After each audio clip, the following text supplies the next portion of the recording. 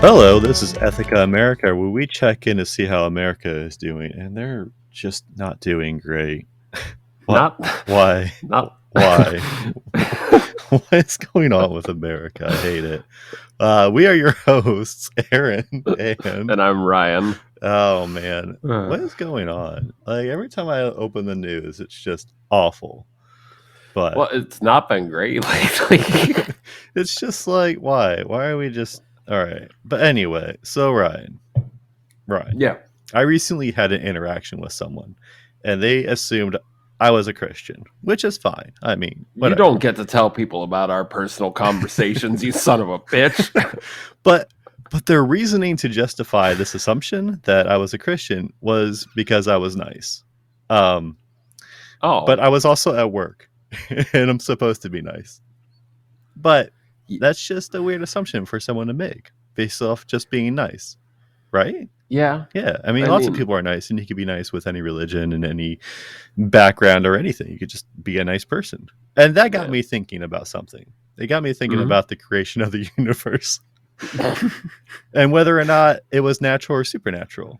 And I guess if we were talking about the creation of the universe and whether it's natural versus supernatural, but if something is supernatural that created the universe, then it would be naturally occurring in the universe. So it wouldn't be supernatural; it would be natural. Can I pause you for a second? Sure. So we all know Elon Musk created the universe, Right. and on the seventh day he rested. Oh. So, like, yeah.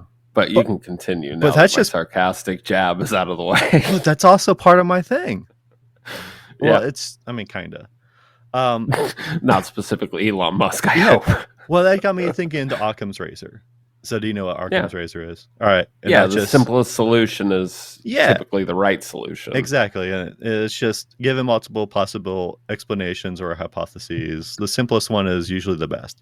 But in this case, which with the creation of the universe, I mean, Mhm. every possible explanation is so complicated.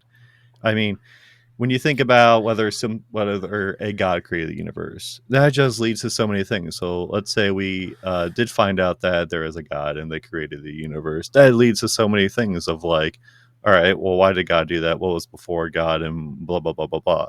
If we So, is in this instance, can I pretend that God is like one of the floating heads from Rick and Morty? yeah, Okay, cool. well, that's also the All right. thing because like we don't know what kind of God is. It could be just a godlike figure to us because we don't actually know what's out there.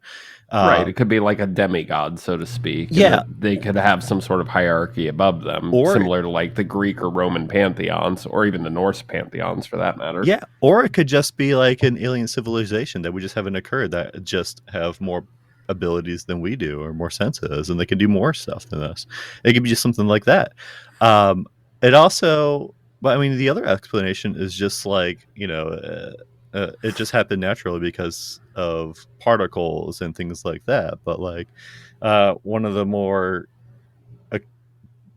thought producing things was like the Higgs boson experiment, whether or not a particle can just create more particles. But like, then it's just an empty space. And when you think about that, it's just more complicated of like, all right, well, what happens before this particle has existed? It was just this emptiness. And when you think about that much Well, emptiness, it just hurts your well, head. plus you're going down to like before that particle existed. Technically, at the time of the Big Bang, Yeah. from before the Big Bang, time didn't exist. Right. Which that sounds like a weird statement It to make. is. So nothing could exist before that. Everything was created, at least according to that theory, at the time of the Big Bang. Yeah. Time itself included, that being the big thing that was created along with, all the particles and all that stuff. And that's just a cop out for scientists to not think about it. Right. Yeah. But And- if you go back to the math, like Yeah. it's like, oh, that's just fucking weird, dude. This is. is like literally zero on the graph. Yeah. And that got me thinking of something else. Mhm. It got me thinking into my recent car purchase that I had a year ago. Where Because some tiny god created that engine. well, no, mostly because of Occam's razor. And because my issue with my car was that it was making a weird noise. So I brought it to my dad who fixes everything. And he's like, "Oh, your belt looks like it's going bad. You just need a new belt. Go take it to this car mechanic, and he'll give you a good deal because I can't fix it. I don't have the tools for it. So I went there and I'm like, hey, I need a new belt. Can you check it out? And then he was like, he came back about an hour later, or maybe it was the next day. I don't know.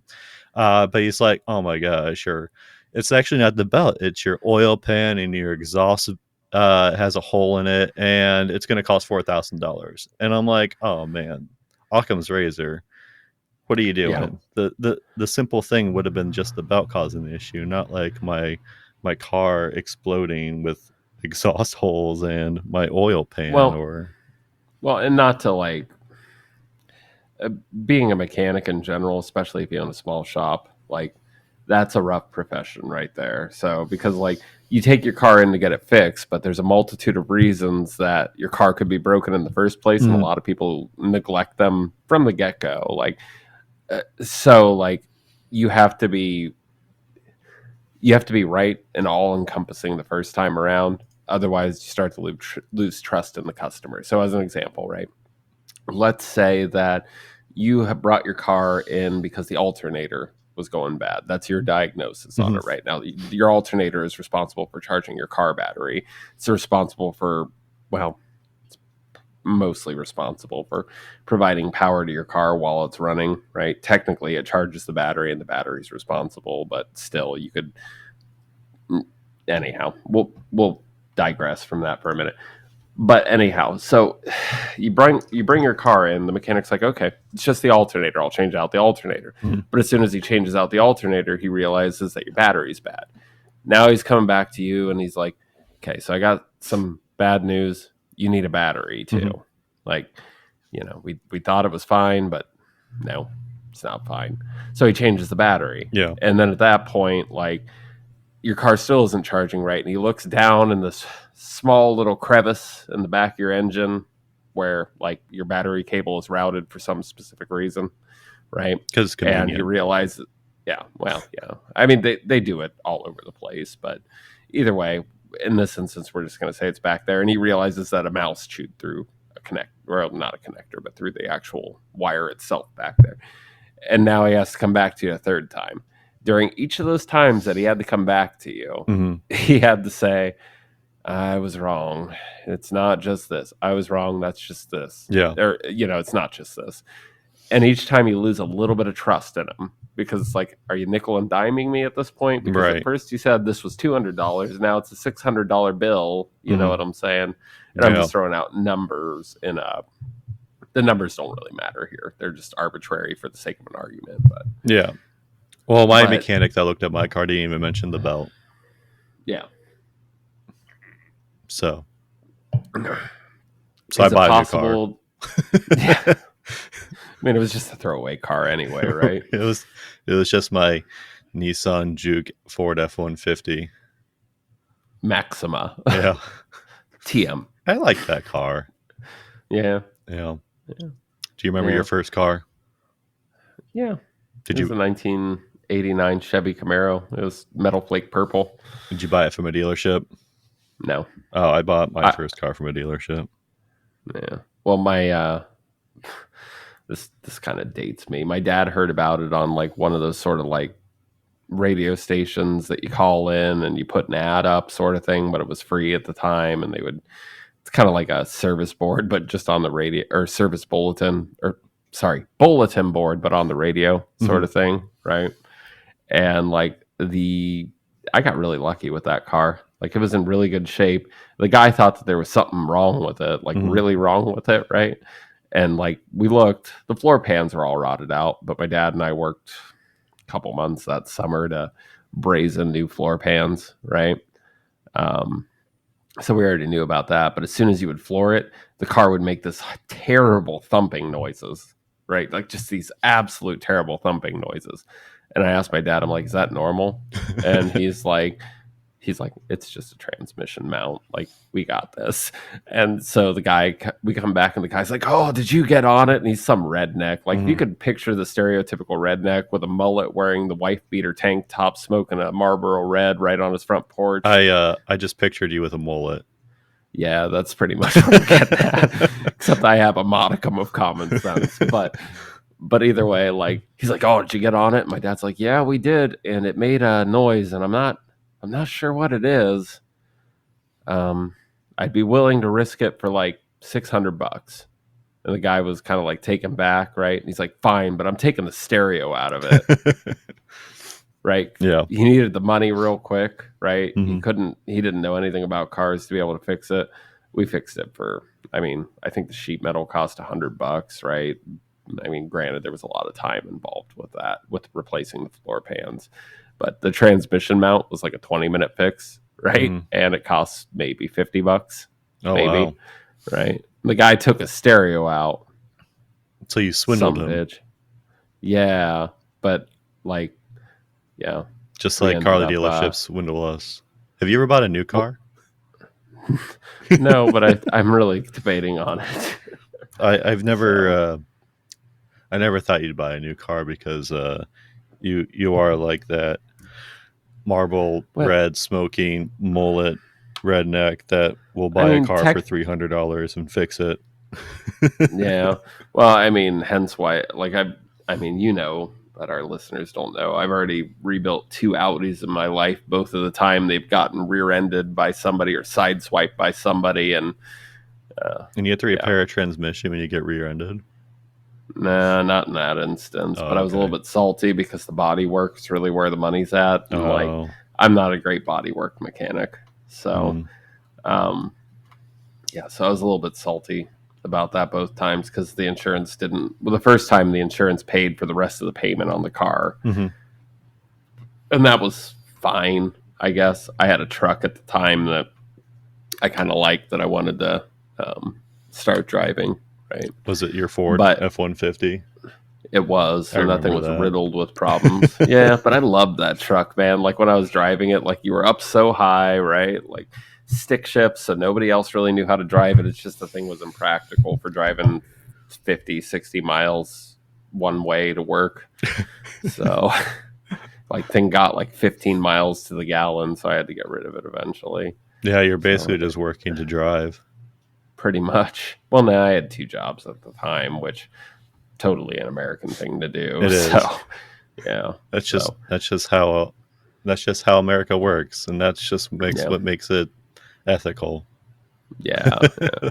But then after that, I decided, well, I bought a car off of somebody and I knew the clutch was going bad, right? But it didn't feel that bad, right? Mm-hmm.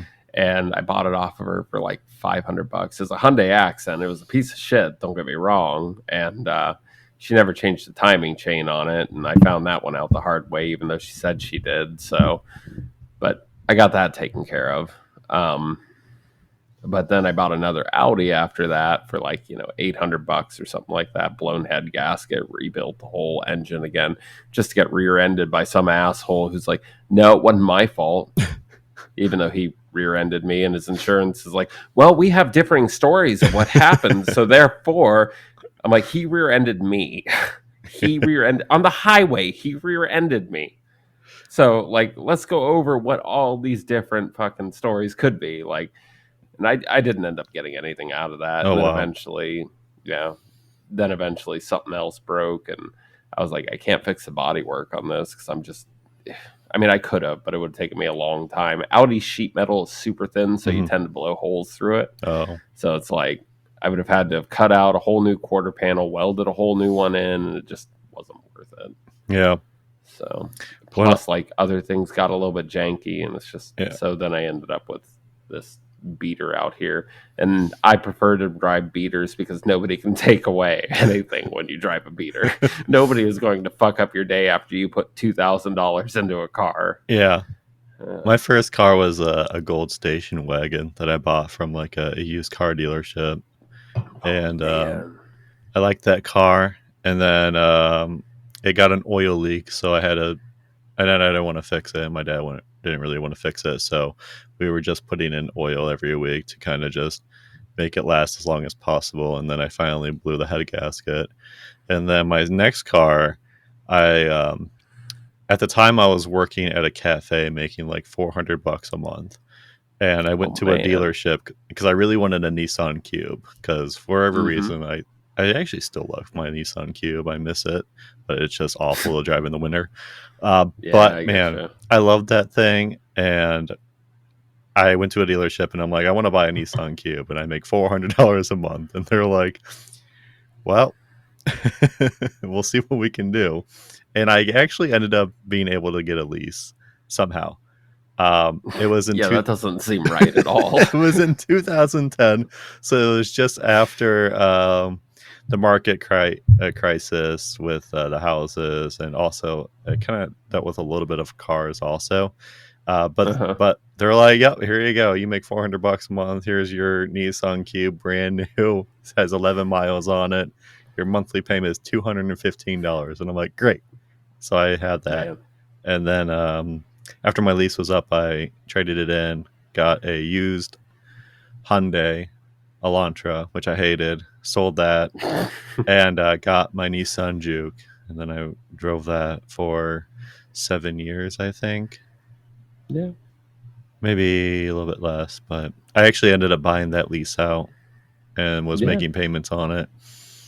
And Yeah. then after that, then the mechanic issue happened, and I had less. I owed. I forget how much I owed on it, but it was less. It was less than what it would take to pay for the car for the repairs. Like it was $4,000 that they estimated, and also how much I had left to pay on the car. So it wouldn't make sense for me to basically like pay for the rest of the car and also pay $4,000 because it just wasn't worth the car value at that point. So I Yeah, I traded it getcha. in, got my Mazda, which I have now for 1 year, and Yeah. that brings us to a couple of things that we can discuss. Whether Yeah. dealerships being scummy, Yeah. because That's that. Yeah. yep, and We can talk about that. yeah, We because could talk about Massachusetts right to repair law. yeah, And because we what's talked going on with about that. right to repair, because we talked about Mm-hmm. how you repair your cars, and how the mechanic gave me some weird quote to repair my car, even though my dad, the mechanic, which kind of reminds me of John the Fisherman for whatever reason. I don't know why, but my dad, the mechanic, um, Mm-hmm. telling me that it just was a belt, but it actually was like a billion other things, and not the belt, even though I physically saw that the belt was bad. But whatever, that's fine. Yeah. And we also mentioned insurance companies and how they're garbage, but whatever, that's probably its own little thing for the future. Yeah, we can touch on it. So, and we also talked about how in Nebraska, cops are pulling people over for minor violations and Oh man, using the law of civil forfeiture to basically rob you of all your money. yeah, we did. So, That sounds like its own little thing about just like how cops yeah, are it's still awful. car It is related. car Yeah. related. I don't know. So, Um, or we can talk about how, Utah, or no, I'm sorry, not Utah. Wyoming. Wyoming is trying to ban electric vehicles, even though they're not actually trying to ban it, and it's largely just a political stunt. Yeah. But, And um, not Canada, California and a couple of other states want to ban ban gasoline gasoline engines. Yeah, I engines, know. Yeah. which that was what made me think of Wyoming wanting to ban electric vehicles, because the main argument for not being able to buy gas engines was like, I have a right to buy whatever car I want. And then Right. Wyoming's like, except electric vehicles, you can't buy those. But Yeah. that's another reason. But yeah, Yeah. there's a lot going on with trying Yeah. to force people to pigeonhole them into buying certain things. But I don't know. Yeah. There's a lot going on in America. Yeah. It's been a bad week. I don't know. Do you want to start with dealerships? That one seems like the easiest of Well, the subjects. yeah. Or anywhere you want, really. Well, I don't care. It does remind me of like that article you sent me about Ron DeSantis Mhm. not trying, but passing Succeeding. passing a bill that made it so dealerships couldn't directly sell to people. No. So what was happening there is that your how do I want to put it? The car manufacturers like Ford, Yeah. Chevy, Chrysler. Well, I don't know that Chrysler's still making cars. They probably are, Well, but Chrysler is I think owned they by were. GM, I think. Yeah, they Hold on, might let be. me I don't look even up know. 15 I thought car. that Chrysler was owned by Fiat now. Um, there's something like the 15 car manufacturers that own every car. Well, Fiat owns Jeep. For sure that owns Jeep now, which is kind of funny when you think about it, right? Because Fiats are these little tiny ass cars, right? And Yeah. then they own Jeeps, which tend to be boxy and kind of big, right? Mhm. So that said, like Fiat, through their what is it? They own a company called FPT, which is Fiat Powertrain, I think it is, right? Chrysler's owned They, by Dodge. yeah, and I think Dodge is owned by Fiat. Fiat is owned by Fiat Alfred Premier. I don't know. Let me look. So, who owns Dodge? Dodge is owned by Stellantis. Dodge. Dodge, Ram, Jeep, and Chrysler. No. Oh, FCA. Sorry. So Oh, Dodge is owned by Stellantis, right? yeah. And Fiat owns, or at least it's a joint venture, but I think it's actually that Fiat owns. FCA owns Chrysler, Fiat, Maserati, Yeah. Lancia, Do you know what Ram, Jeep, FCA and stands Dodge. for? What? FCA stands for Fiat Chrysler Automobiles. Oh, okay. I found this. It kind of reminds me of like the 15 billionaires that own all of social media and news. Yeah, pretty much. There's 14 car companies that control a combined total of 54 car brands. I mean, that doesn't really surprise me. It doesn't. Yeah. I mean, because once you're making money with one, I mean, why not just rebrand and do something slightly different?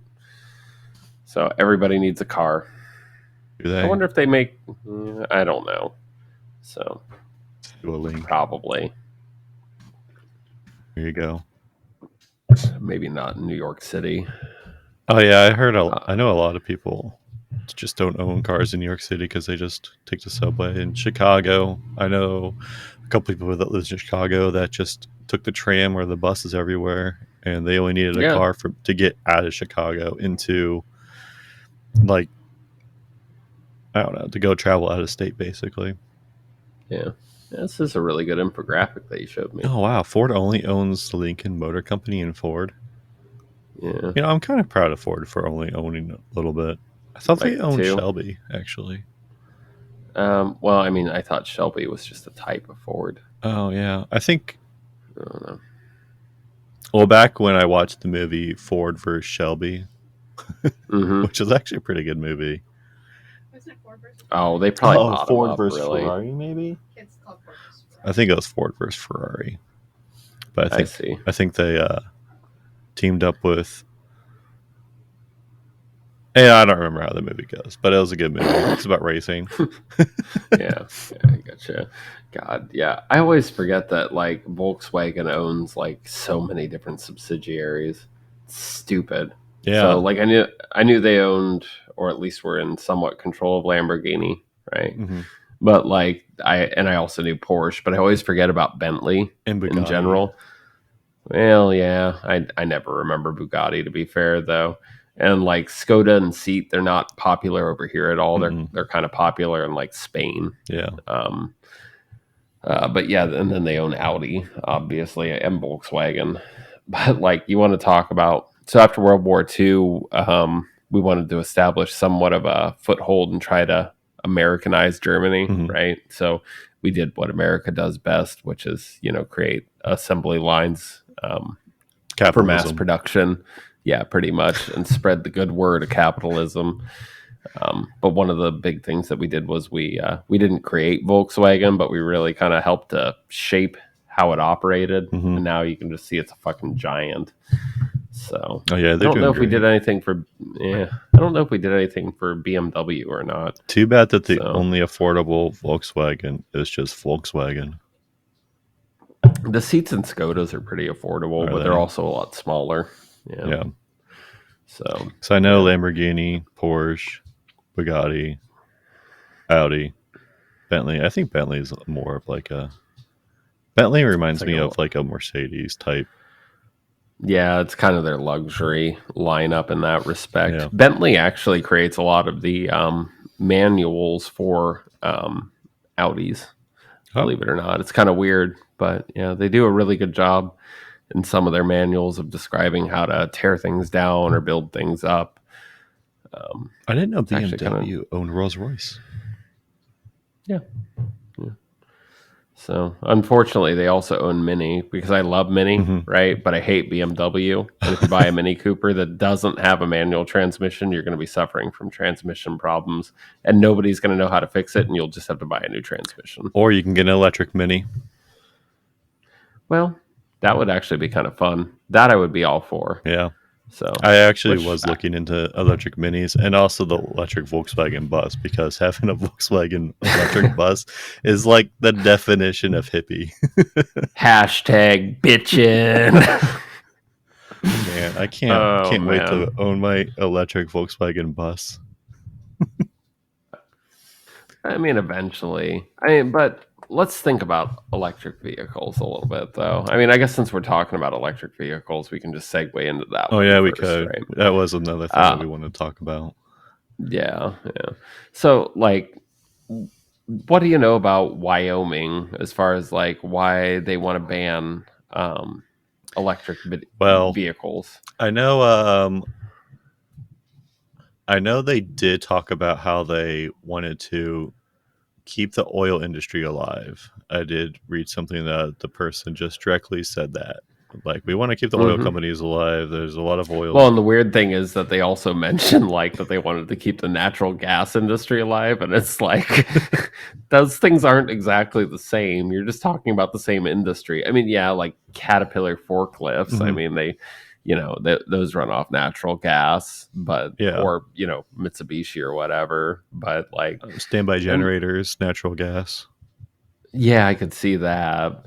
And like, your stove and stuff like that, that all runs off natural gas. And their whole point is just saying that like we like our gas, basically. Yeah.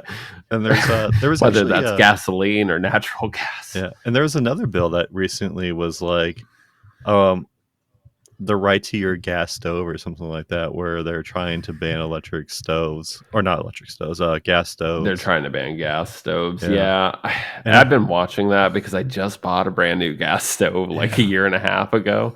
And I much prefer gas stoves, I right? know a lot of people just really love their gas stoves, and I'm like, well, my old house, my gas was way cheaper than my electric, and I'm like, man, I really kind of wish I kind of had a.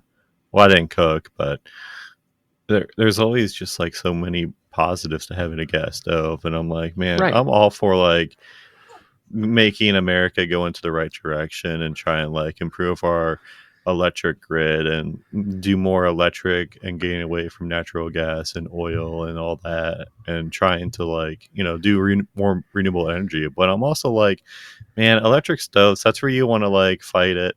You don't want to like come on, like come Well, on. I mean, well, and the big thing here is that we're trying to switch everything to electric, right? But as you pointed out, our electric grid is not great. No, Like, I if mean, somebody wanted to attack the U.S., the best way to do that is take out like the power grid or because it's already frail and it's outdated, and like you just need to hit like 4 places, and you probably have 90% of the U.S. down. or you just have to So. like make Texas like 3 degrees hotter, and it just shuts down their entire grid and kills thousands of people. Well, so we should really be stopping global warming then, right? That's another discussion. But Yeah, for another day. Yeah, I yeah. mean, do you remember what happened? What wasn't last year with Texas grid, where they got they got a little bit of snow and it just shut down their grid, and like all these people were out of or didn't have heat, or like the heat bill Right. went up to like $20,000. Oh yeah, God, I remember that. Yeah. Yeah, and the funniest part about that is Texas has been so proud for so many years about like because there's only three producers of power really Hmm. in the United States, right? As far as like most people get their power from three different plants, Right. right? One mostly powers the East Coast, up to the Midwest. One mostly powers the West Coast, and then you have Texas that has their own. Yeah, and they're always so proud of having that power plant there, and it's like, I remember. I don't know what to tell you, man. I remember watching something where the governor of Texas, I don't know if exactly the governor, but the governor kept saying, like, we're proud to keep the government out of our state when it comes to electric. We're proud that it's still privatized. And I'm like, oh my gosh, are you really? Because we just had like 20,000 people die because of the power grid.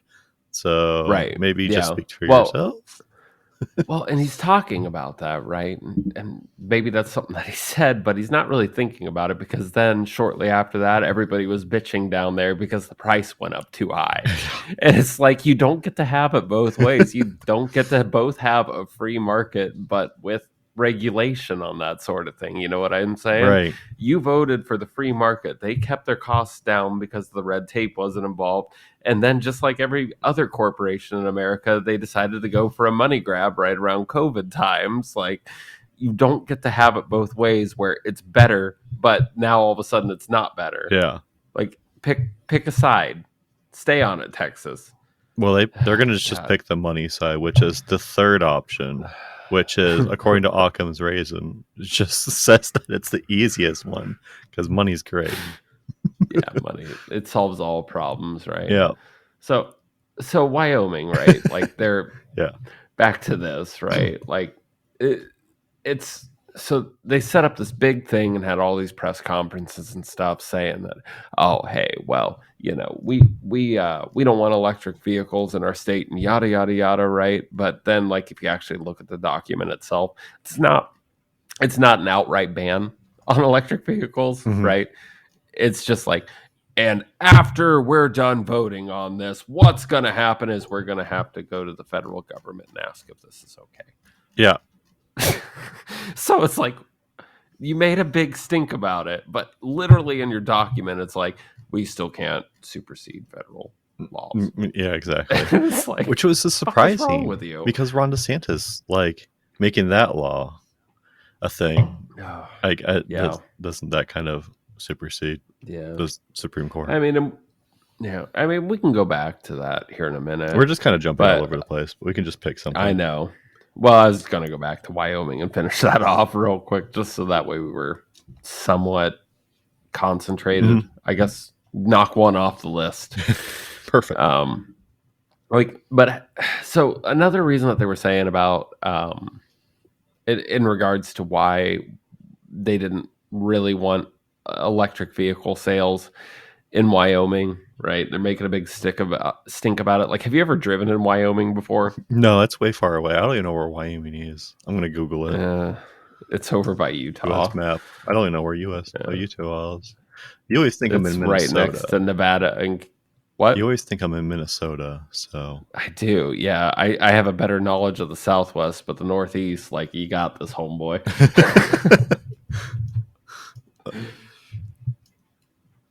Oh my god, there it is. No. All right. Okay, so we got. All right, Utah's like in the middle. Man, that's like the definition of Midwest. Yeah. All right, so there's Wyoming. It's just literally a giant square. Yeah. Wow. Is that the state where, if you look at one of the corners, it's one of the 4 states that 4 corners meet up? Wyoming, Colorado, and Nebraska, and South Dakota is what it's touching. Yeah, I don't know. There's one point it's called like the 4 corners. I don't remember what states it is. The 4 corners is, I know what you're talking about, but it's not that, because that corner only touches Nebraska and Colorado. That one's yeah. Sorry, it's Arizona, New Mexico, Colorado, and Utah. Oh yeah, Utah, Colorado, New Mexico. Yep, there's the 4 corners. Yeah. So anyhow, like going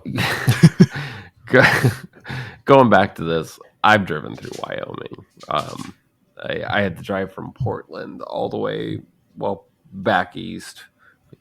Oh, I remember that. Yeah, that was a lot of fun. And we decided that because there's two ways you can go. You can either go through the mountains up north, but it was like November, and I didn't really want to do Hmm. that, right? Or you can drive through the south and all the way back. But There's another third driving through option, why? actually. Well, The probably, third but option those are is the driving through California, Arizona, New Mexico, Texas, Louisiana, Mississippi, Alabama, oh then man, that seems going like up way north. long. That seems way Oh yeah, longer, it dude. is. It's definitely not Yeah. ethical because of all the gas you're using and all the trees and ozone layer you're Have to killing. stop to charge my battery. But like out of all the states to drive through, Nebraska was rough, right? But Wyoming takes the fucking cake, dude. Wyoming was just like nothing. Like you picture tumbleweeds and shit, Hmm. like that's Wyoming. Wyoming is fucking terrible to drive through. Like I would much rather like take a razor blade to my forehead for 4 hours straight than ever drive through fucking Wyoming. There's nothing there. All it is windbreaks and like I don't want to say desert. It is a fucking terrible drive. Oh my god, do I hate driving through fucking Wyoming? Jesus. But But anyhow, think of all the charging stations that you could visit.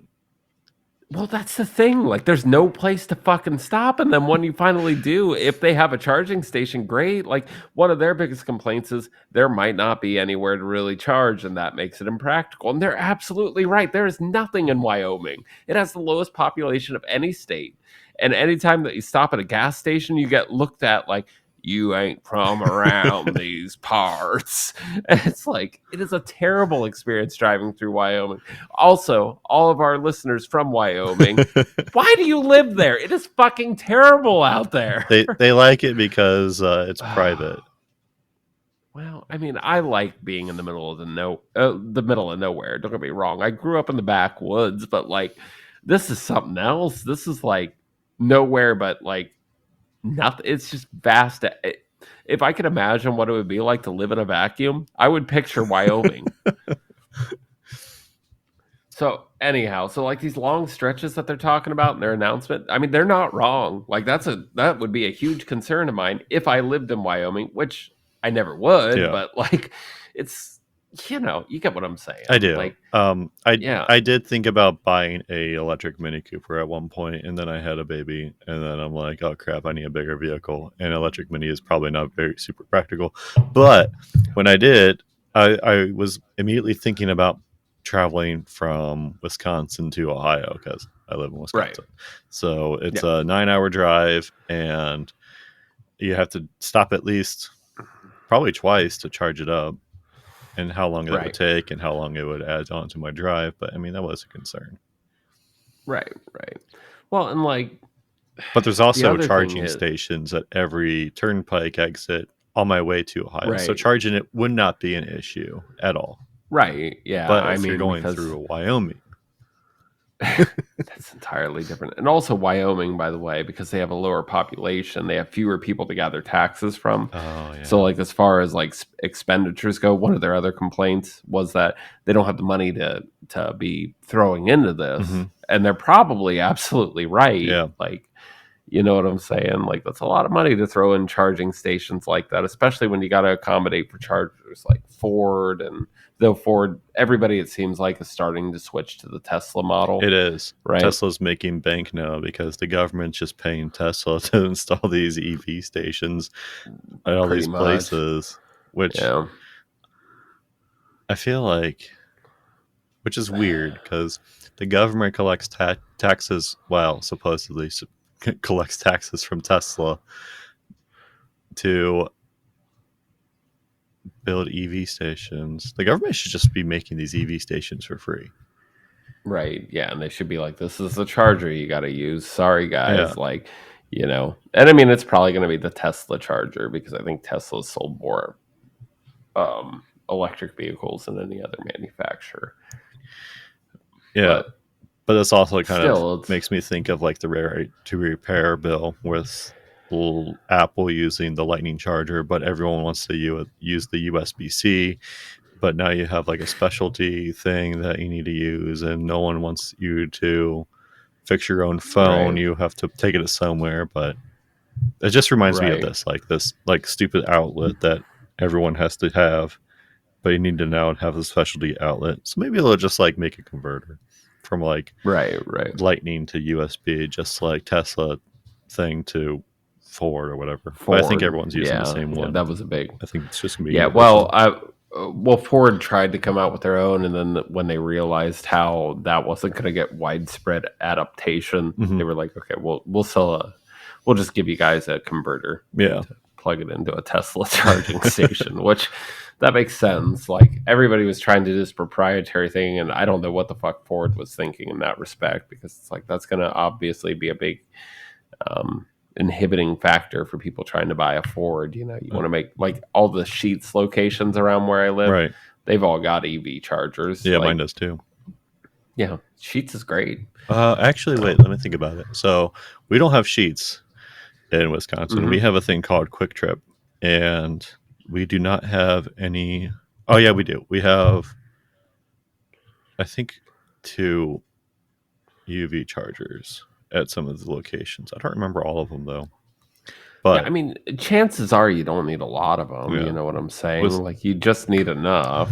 I like So, how when you think about some states, like Wisconsin, for example, I saw someone over the weekend. I saw a group of people just wearing cowboy boots and cowboy hats, and I'm like, "Wow, are we in the South? Where are we?" No, we're in Wisconsin, yeah, like the most northern state ever. yeah, But here we yeah. are. I mean, you guys are, I mean, like if we were going to trade a state to Canada, you guys would be it. So, Or what what Wisconsin calls Upper Michigan, the Piers or whatever, Upper Piers. yeah, But, yeah, but I mean, Canada should just own Upper Michigan and probably yeah. I mean, Wisconsin. Actually, Canada letter should just Kent. take over America, and then we could have universal health care. I mean, while that would be an advantage of that, I'm not arguing that there are certain advantages with that. There are a lot of disadvantages, and you wouldn't want. I don't know. We have a shop up in Canada that just seems to make all the wrong decisions constantly. And it's like, why would you do things that way? And then they're like, oh, we did it fine, eh? And it's like, no, I have to yell at you on a conference call once a week. No, you did not do it fine. You did a bad job, in fact. And like, It's like, oh, go to your and then room. do they say, "Oh, I'm sorry"? No, Oh, they like to argue a little bit. oh And they're like, man, well, you don't need to be so sore about it. And it's like, I don't care. Like, you did a bad job. And granted, that's not at all Canadians or anything like that. I no. don't actually have any sort of discriminatory prejudices. I just really don't like that one shop that we have. Like they're fucking morons. That one shop. Yeah, I want to clarify that, but there are a lot of social benefits to, you know, living in Canada. Like I watched Letterkenny, so I understand exactly what it's like to be in Canada. I do. I do think it's weird that one of the things that the United States has to do is they kind of have to like improve on their electric grid. That's just a thing that has to happen, whether they go the Well, EV, renewable resources, or just stay with oil until the sky turns red. It's just something that has to happen. yeah. Well, I mean, we're not the only country like that. No. So I can't remember. Give me a second to look it up. Yeah. Where does most of China's I also think it's electrical? just weird that capitalism's so embedded in the United States that um, we have to pay companies like Tesla to install EV stations everywhere. I don't know if there's like a tax benefit to it. I don't know exactly how that works, but it kind of reminds me of also how our healthcare system works with like Medicare and how um, government Medicare just goes through a subsidiary thing that you choose, which is just a for-profit Well, medical thing. uh, But you got to think about it. So these jobs of putting these electrical charging stations up, right? mhm, They're not going to be permanent jobs, right? right, So it's much easier to subcontract them out to another company that, like, maybe after they're built, right, then they could have these guys become technicians or something like that. Like, the government doesn't want to hire people that right. No, they don't.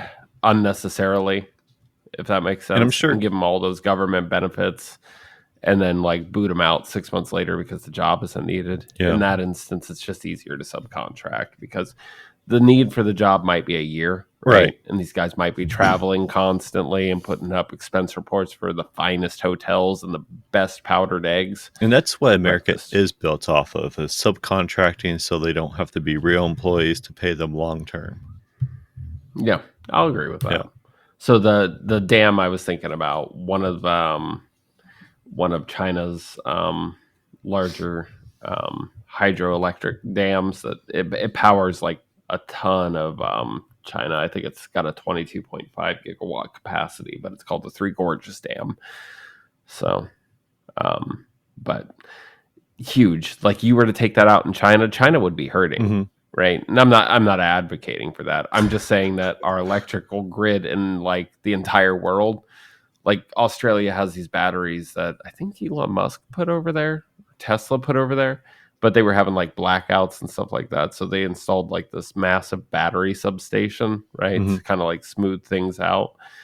It does a pretty good job. Like, anybody who I've ever talked to from Australia, like, which is 2 people, they're always like, you know, they've both been, well, I mean, they've both been kind of dicks, but like, but they know how the electric grid works exactly, right?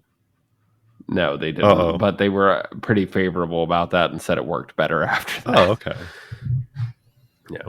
So, like, the entire electrical grid all over the world, it's not just the U.S. The entire electrical grid is like it's just fucked. We don't want to put the money into copper wire. It's probably outdated. Very much so. It was designed for like 100 amp house service, whereas now we're at like 200. It was probably designed back in like 1800s when a kite flew up into a lightning storm and it hit a key, and that the science has not changed since then. Oh wait, no, not really. I mean, they're really, like, if you look at every substation, there's just a bunch of kites there with a bunch of string that's wetted down. So, and then there's always a statue of Abraham Lincoln punching a zombie in the face there. Yeah. Don't ask me why, but it has something to do with electricity. Yeah. And yep, that's it. I was going to make a joke about like Tesla getting, all his scientific stuff stolen by Edison, but which basically brings us back to Wyoming. Yeah. I was going to say we should finish Wyoming and then we should move on from here to anything else. But like, so Wyoming has a ton of like decent reasoning behind it why it doesn't want, electric vehicles to be the predominant form of vehicle on the road, right? Which I get that, right? Yeah. Like, but I was really surprised when I read this. Like, I heard nothing mentioned about lithium mining, and I heard nothing mentioned about the longevity of lithium-ion batteries. That's because they last forever, and there's nothing wrong with them. They last I think Tesla puts an 8-year warranty on them because they know after 8 years they're going to go south, right? So statistically, they're in the 90th percentile, like at 100,000 miles or 8 years. That's about the max, right? Well, I don't want to say the max, but that's the max profitable range for them to warranty, right? For manufacturer defect, because beyond that they start dropping. So we're adopting this technology with lithium-ion batteries, and we're putting them in everything from windmills to electric cars, right? And we're promised that it's clean energy, but lithium-ion batteries, I mean, they do have a higher energy density than most other batteries, right? And that allows for more current. They also don't have a memory, right? So like, do you remember those Energizer rechargeable AA batteries? Right, yeah. And like, the more you use them, like the more that like they start to dwindle. And while you might have gotten 4 hours of charge out of them at one point in time, they seem to have settled out at around like 1.5. Yeah. So that's referred to as memory. And what is it? I think it's nickel cadmium that's in those. So nickel cadmium, it has that sort of thing where things get rearranged on a molecular level, and then all of a sudden it's like, we really will only power you for 1.5. We might have done 4 before, but we're really satisfied with 1.5, and we won't, we're not going to go above that. But lithium ion batteries, they don't have that tendency, right? Which is kind of nice. But that said, like for remanufactured battery pack for Tesla, you're talking about like $10,000. Now, I don't know what the cost of a lithium ion battery pack is, or I'm sorry, I don't know what that's for a remanufactured one. I don't know what the cost of a brand new one would be, right?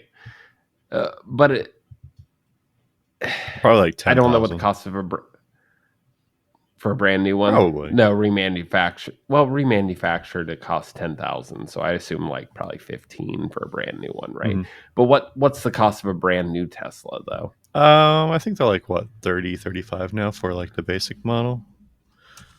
Yeah, so you're talking about like somewhere between a quarter and a third of the cost, just being the battery pack. 3,500. It's like the base model, I think. 35, 36 probably. But yeah, half the cost of the car is just the battery itself. Yeah. So, and I mean, the worst part is it's just like a bunch of JZ chained 18650 batteries, which nobody else here is going to know what that means. But like the batteries that are commonly found in vape pens, right? That's the battery, and they're just wired in parallel. And I know all about daisy chain because I used to daisy chain a bunch of guitar pedals. Oh man. So it works the same way, probably. It's exactly the same way.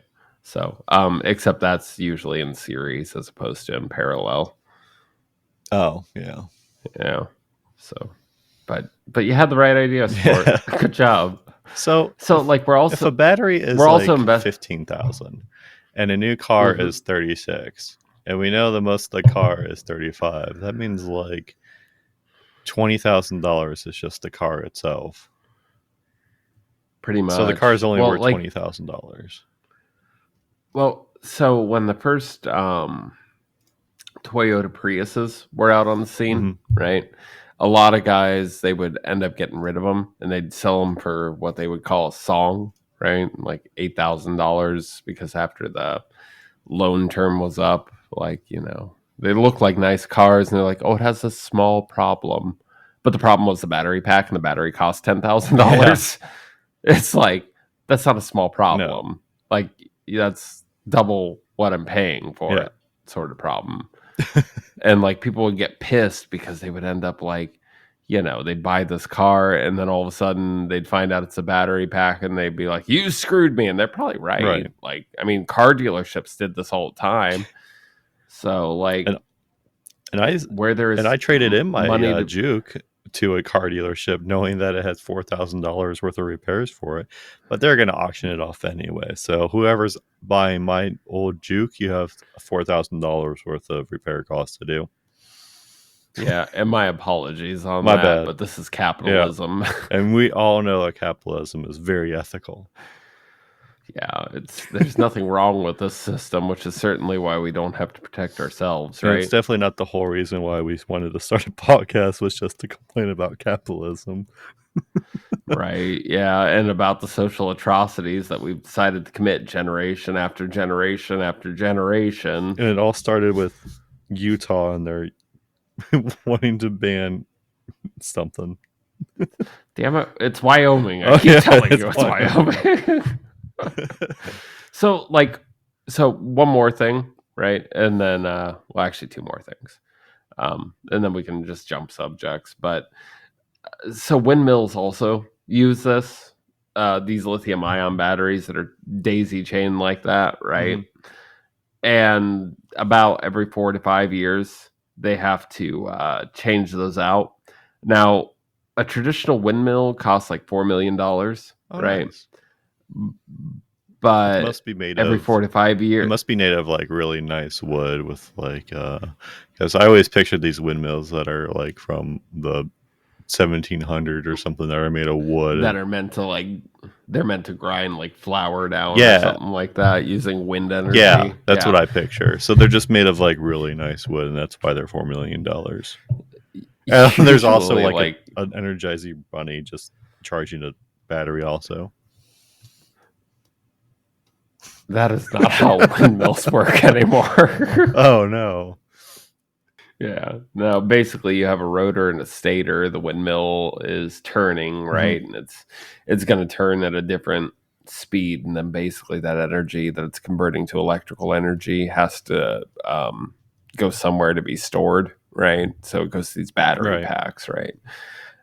It's really no different than a generator. It- The only real difference being that there might be different voltages going into the batteries at different times.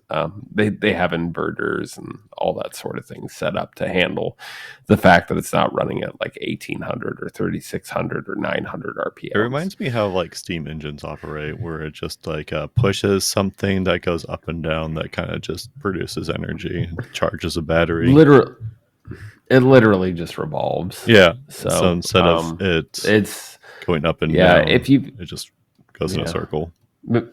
Maybe I'll take a video of how a gen end works at some point, right? Well, I didn't know how and I'll post it on our website. I didn't know how nuclear power plants worked until someone told me that it's basically just a fancy steam engine. Yeah, that's all it is. Yeah. So basically, the radioactive material generates a lot of heat. That heat, that's why they're always by vast water sources, right? So, like, there's one in Indiana, there's one in Ohio up towards Lake Erie. And all they're doing constantly is just making that heat with the nuclear reactor, right? Using that steam to spin a large turbine. The turbine spins the stator inside, right? And then the stator is, it tries to regulate it to, I don't even know how many RPM in that instance. A lot, probably. But and coal plants probably just operate the same way, where it's just heating up something. Exactly the same Basically, way. Like literally, we have figured out how to use bearings to spin things, and then we're like, oh, okay, so this magnetic field is constantly in flux. It's really our electric grid, not complicated. Yeah, our electric grid is just based off steam engine technology that we've just kind of like made better through. If you picture wheels that pretty much, if you picture wheels that caveman built, it's not so different, really. We just have ways to minimize friction now. Yeah. So, but anyhow, so like the windmill itself, it costs anywhere between $2.5 and $4 million, right? It'll last for 20 to 25 years, right? 25 being like about the max. Usually you're getting around 20. But every 4 to 5 years, you have to pay $700,000 per megawatt hour as far as like your batteries are concerned. I don't actually know how those are rated, but you have to put in you have to change out the batteries every 4 to 5 years, right? So like, let's say that you have, because what is it? I think it's 30 houses use about 1 megawatt hour per day, right?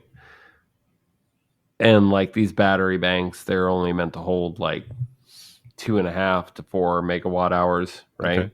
So you're basically like paying millions of dollars every 4 to 5 years to replace these batteries, right? I mean, the battery industry is one of those things where you just have to, buy batteries every other week for your smoke detector, and it's the same thing. The industry is bad. Well, like, and some really good advancements have came out in the last 15 years in regards to like, battery technology is concerned. Yeah, even the past like lithium ion 2 years, we just made improvements on just the chemistry, and now batteries can hold more charge. Yeah, I mean, and lithium ion batteries, they're no exception to this. Like that technology keeps improving. But lithium ion batteries are not sustainable, and the environmental impact of mining the lithium it's absolutely fucking terrible. Like you're talking about like these regions in mostly poor countries. So Chile, as an example, they have one of the world's largest lithium mining, lithium mines. Between them, Australia and China, I think it is, they make up like 90% of the lithium mines out Well, there, right? hopefully Which that's the lithium miners get paid good money because there's such good money to be it's made. well, I mean, they actually don't employ that many people because it's mostly like an automated process, right? They use a process where they like kind of they call it brining, I think is the technical word, right? But literally like they just flood it with water. Like to make 1 ton of lithium, right, which your average electric car needs about 11,000 or sorry, 1,100 to 1,200 pounds of lithium, right? To make 1 ton of of lithium, you're talking like 500,000 liters of water. Well, good thing the ocean has a. That's usually not by an Oh, ocean. Usually you're trying to get rid of, like, usually you're using rivers hmm to get this stuff out. Like, we have one in Nevada as an example. So, Nevada's not too far away from the coast, but they're using rivers yeah. to do it. The same company owns the big lithium mine in Chile. But with all that water coming in, like, you're robbing plants and animals and everything in nature of this hmm water, right? But not just that, you're also contaminating the springs that are left with lithium and all the byproducts of this process. Oh man. Well, luckily we have technology And to make water clean again. you keep saying that luckily we have these things and luckily we don't. Like these things don't exist. I mean, they probably exist, but they don't care about Oh them. yeah, that's right. I was I Capitalism, was dude. wrong. Yeah. I was just thinking America was better than that, and they care about everything. Just like, That has never been the well, like for case. example, when Ohio had that train debacle and all these people were out of homes and everything was poisoned, we took care of those people. No, we didn't. Norfolk Southern will rule, and Berkshire Hathaway, they have like the predominant investment in that railroad company. They will get what is theirs.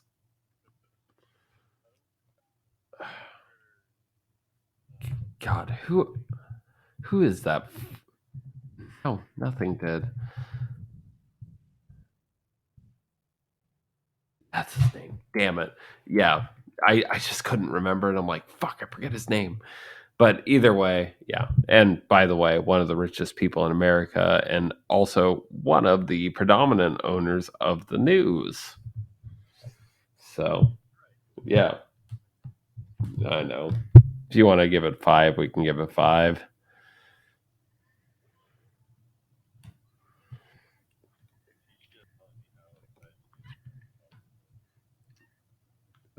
It's past, dude. She's late on that. But to, yeah. But to go back to this, right? Like, so basically, like, so now, like, to wean ourselves off. Well, I'll give it a minute because it's getting loud again. All right, right. I get you, man. Yeah, yeah, yeah. I'll just get this last part out. But so to make matters worse, we're talking about weaning our, well, becoming independent from China and South America and Australia for our lithium reserves, which means that we'll start like mining up here for lithium because we have actually like vast resources of lithium in North America, right? Particularly in the United States. But do you know where that do you know where that location is? They're probably located in places near no one and near oceans, so they can get all that water to a place where it doesn't hurt anyone and it's all ethical. And also, there's no animals because Jesus it wouldn't Christ. it wouldn't poison the animals around the surrounding areas. It's probably So in one of those locations. 79% of the US's lithium is within 35 miles of tribal land. So you remember those guys who we weren't exactly ethical to before? Yeah. And we're like, we're not going to use this land. You can move here and build your civilizations here. Yeah, now we're like, we're gonna do a take it back. a take back Yeah, Tuesday. exactly. That's exactly where it's going.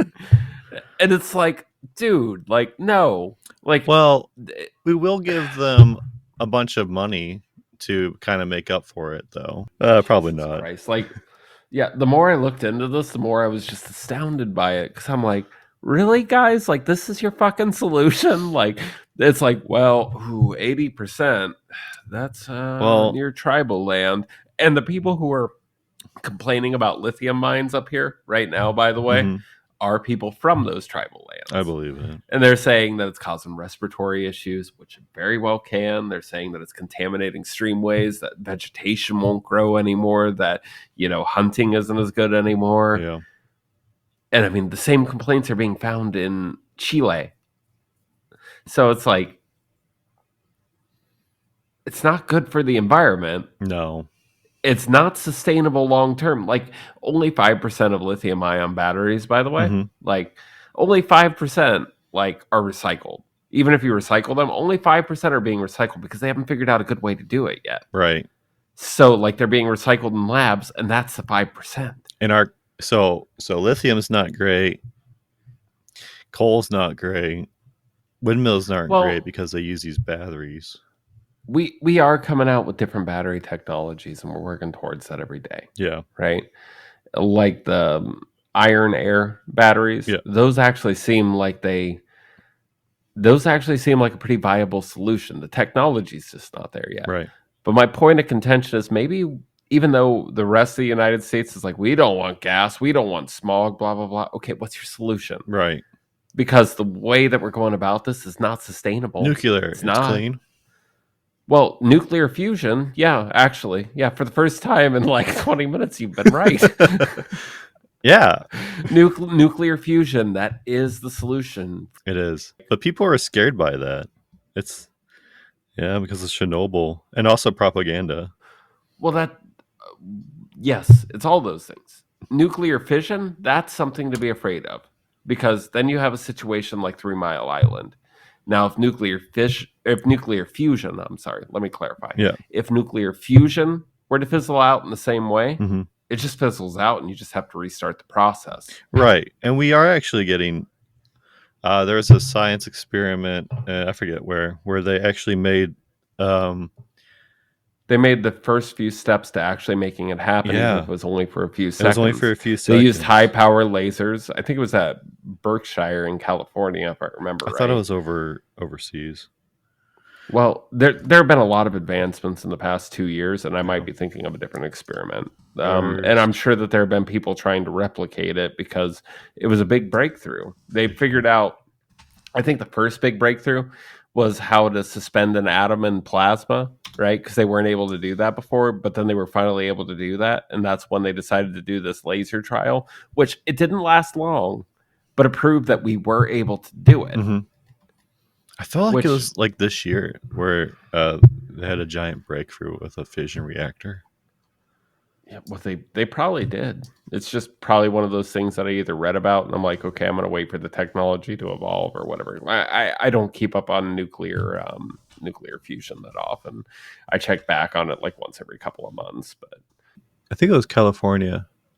Researchers with the Berkshire National Ignition Facility in Livermore, California, ignited controlled nuclear fusion that for the first time resulted in net production of energy, 3 million joule burst immersion, heated with 2 million. Oh, Berkshire isn't the place that I thought it was. Oh, wait, that's Berkshire Community College. I feel like there's another one that's... Let me look. Fission is what we use now for nuclear power plants. Fusion is what... Now I just get confused now. Fission is different. Fission is what we've been using. Fusion is what we want. Yeah, we use fusion because we're throwing neutrons. Berkeley. We're throwing neutrons into particles. I thought I was going crazy. I kept saying Berkshire, and I apologize for that. It was Berkeley. It's all right. University of Berkeley. Well, University of California in Berkeley. Yeah. Well, I mean, I don't claim to be right all the time. So, meh. Yeah, me either. I'll claim to be right this time, though, even though I said Berkshire. Yes. But like, All nuclear power plants use fission, so we're trying to use fusion yes, because we're taking a neutron, throwing it at uranium to create a lighter element, a neutron plus energy, another neutron, and a lighter element. yeah. And once that reaction gets going, it's usually pretty sustainable. But if it fails, it doesn't blow up. It just takes in a bunch of energy. Yeah, fission can blow up. Right. Fusion just ends in like self. Yeah. It collapses on itself, basically. Because nuclear fusion is how the sun works, right? Yes. Yeah. Yes. We want the sun, but like in a little heater in your home that doesn't blow up. Well, I mean, we don't even necessarily want that. Like, if you can get fusion going, right, Mhm. then there's no reason that like every state couldn't have their own fusion power plant or right. whatever. I think fusion is the way to go. I think once technology does get better, then maybe ion batteries are probably way better because we've already like exhausted our technology to make coal better. Yeah. Like, Well, no, that's just not going to happen. like I said, those iron air batteries, they're making some really good progress with those. And we just need to continue investing because, like, part of the problem is production, but the other part of the problem is storage. And So- also profitability. Yeah, don't even get me started on that. And I'm talking to you specifically, Texas. I'll see you next week. They're gonna make like free energy that costs nothing, and they're gonna charge people like $10,000 a month to heat their house or the cooler house. It wouldn't surprise me at this point. Maybe they'll give them like a discount. Like if you work 60 hours a week, you get it for like $100 a month. But you have pay to work 3 months in advance and you get 1 month free. They'll make like a subscription for it. Yeah, pretty much. Do you want your power plan or would you prefer a competitor's power plan? But it is the solution. They'll market it as do you want the government power plant or do you want this non-socialist controlled one? God. Yeah. Do you want a frequency of 58 hertz or would you prefer one that is spot on 60? Don't trust their unclean, unfiltered energy. They're run by the Dems and the libs. Yeah, pretty much. Yeah. And those right wingers, they'll get you every time with it. Trust our inverter generators. They're gasoline powered, and that's what America's backbone is built off of. That and slave labor. But yeah, can't say that enough. Because like anytime that we get the opportunity, we always want cheap labor, and we always go to either slaves or like countries where it's pretty much still slavery. Yeah. Fucking Christ. And luckily we have tomorrow off though. Juneteenth. You have tomorrow off? No. Oh, yeah. I was gonna say I don't have tomorrow. Well, technically, I kind of do. I'm traveling all day. Yeah. So, I don't have off. I know it's a federal holiday for the past 2 years, but like we don't have tomorrow off. Yeah. Thanks to. Well, I mean, like, don't get me wrong. Like, as soon as I land, like, and get my rental car, I'm going out and grabbing dinner and a 30 pack of whatever's available in Texas. Like I said, I'm coming for you, Texas. But yeah, I don't enjoy these travel days. Also I had to pick my seat today. Mm-hmm. I'm in the middle seat. I checked in within 5 minutes of getting the check-in notification, and I get a middle seat, which that's fine. But I'm 6'4", so like, if I sit up straight the entire flight, then like I can kind of fit in seats. I'm not going to fit into these seats. Well, good thing they got you a business class because it's a business expense. Yeah. If I'm lucky, I'll get peanuts on the way there. Of course, I can't eat them, but that's okay. All right. Well, if you like listening to us, you can check out our other episodes where we talk about other things and stuff, and you can look at for it where we found this episode. Also, you can check out our Patreon. What else? We'll have a website here soon. Oh yeah, we will. And I have a Yeah. Patreon that I made, and we'll link it to that. And what else? I think that's it. We'll probably do some social media stuff that we can post, and I don't know. Yeah, I mean, and eventually we'll have polls and stuff like that. But Oh, none of man. that is a concern right now. Yeah. We have Yeah. a future just like our electric grid. Just like our electric grid, we do need some improvement in refining this process. Oh yeah, also that. Yeah. But we're getting there. Yep. Yeah. All right. All right. Well, Bye. stay tuned for next week's episode where we talk. About Are cars. we doing more? I like are how we doing more about cars? probably. I like how this episode started with talking about cars, and then we ended up And talking then about the electric grid. And Well, I mean, it's really just more about battery technology at this point than anything else, and Yeah. about the fact that, like, Wyoming, while it seemed like an outlandish statement, like, they're not exactly wrong. Like, Yep. and like, this is coming from somebody left leaning who never wants to go to Wyoming ever again. But I would enjoy them to have power. I would like for them to have power because Wyoming too. sucks. I want Wyoming to have power too, so they can power through the bad times in Wyoming, which is all the time. Yeah, because Wyoming sucks. I mean, they got Old Faithful over there, so that's cool. Like, half of the land over there is national parks, which I'm sure that's beautiful. Don't get me wrong. I just drove through a very long stretch that was boring as fuck. Hated driving through Wyoming. That was 4 hours of hell. And next episode, we're talking about how Wyoming is great. No, we won't. We'll never talk about that. All right. Well, thanks for joining us. I'm Ryan. I'm Aaron. Bye.